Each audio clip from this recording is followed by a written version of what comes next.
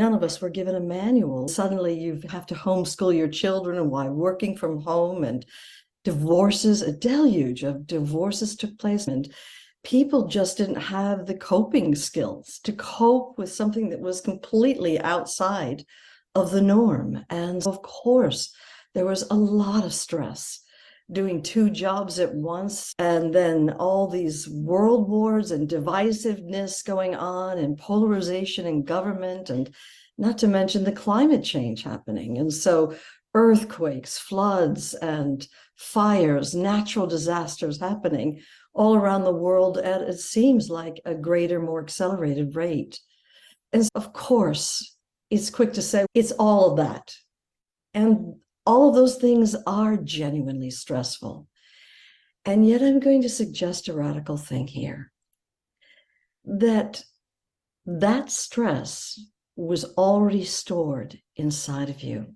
And all that the external circumstances have done is trigger that stress. Now, all of us have experienced different kinds of stress. One woman wrote in and said that she's had OCD, obsessive compulsive disorder, her whole life long. And that's a reaction to stress and anxiety, where we develop a behavior that habituates itself. And it gives us some sense of security, but it doesn't relieve us of the anxiety. And she was saying that she kept it under wraps. No one knew about it her whole life long, until recently she had a big, huge meltdown and finally had to start addressing it with a psychologist. There was another woman who wrote in about agoraphobia and how she developed agoraphobia as an adult and hasn't been able to enjoy going on vacations and couldn't see people even after the pandemic finished. And so, like this, we have different reactions to life's stresses and circumstances. And yet, what science will tell you is that when you feel any strong emotion and you repress it, it releases a quantifiable biochemistry into your bloodstream, which will go to certain cell receptors and block them, rendering those cells incapable of communicating with the rest of the cells in the body. And if over time illness happens, of course it happens, where the cells are blocked. And what happens is when those cells are blocked and they've absorbed whatever it was you buried inside those cells, when those cells start to die, which they naturally die off, the next cell generation gets that programming that was in the previous cell passed on to it. So this buried emotional stress, trauma programming gets passed on from one cell generation to the next.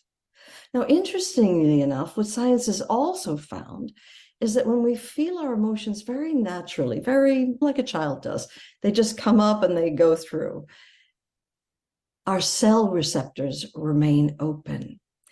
And so part of what will need to happen in order to get to the root cause of the stress inside is to go on a journey inside yourself, to get to certain cellular locations, to unearth what got stored there. It may have been something from a long time ago. I was speaking to my husband. He woke up from a dream and he saw a face in the window. Now, of course, he was still dreaming, but he froze and literally stopped his breathing. Now, what happened is that biochemistry was released into his bloodstream and went to certain cellular locations. And it's only through the journey method, which helps you go on a journey to get access to these cell memories, that he uncovered that trauma, it had manifested as a trauma, was being passed on from one cell generation to the next until he was an adult, and way beyond being an adult, until he was 40 years old. And so this is what happens with all of us.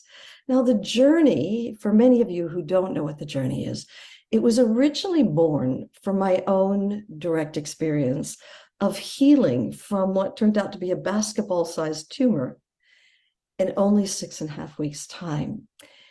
And having been in the alternative health field in complementary medicine, I'm certified in so many different areas of health and well-being in my life.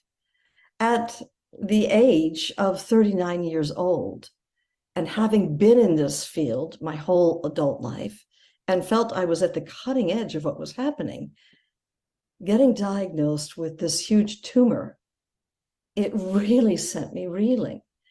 And interestingly enough, when I went to the surgeon and had the whole thing investigated and diagnosed and a prognosis given, the doctor said to me, this probably started as one cell when you were around 8 years old, and it replicated and became two. And then over time, and in the last several months right before I got to the doctor, the cells were replicating aggressively and exponentially. And I looked about 6 months pregnant by the time I got to her, though I knew I wasn't. And so, as you can imagine, this catapulted me on this huge soul searching journey. And part of the gift of my own journey was I found a means for all of us to go on a journey inside your body, to get access to these buried emotional issues, to these old traumas, to these cell memories that you've been passing on from one cell generation to the next cell generation. And not only to get access to them, but to go through a deep process of releasing what you weren't able to face at that time, letting go, coming to a place of understanding of what happened to you at that time in your life, and ultimately forgiveness.